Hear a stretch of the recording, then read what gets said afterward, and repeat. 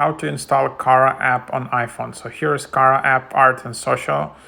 And then what you can do, you can just go and find this app. Here is the developer. And then just tap to get it, or I have a cloud icon, I already installed it. So, and then yeah, you just open it up. Here's how the app looks like. And then you need to sign in, or you can scroll down and sign up. Here you have options to sign up with Google, Apple, or just your email.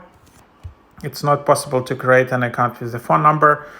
So just sign up like that with with one of these ways. I already have an account, so I will just show you. So here I can just, you can see here, and then you can just create your profile or sign in. So when you create your account, you will need to have display name, your unique username, and then default view on your profile, which is portfolio or posts. So yep,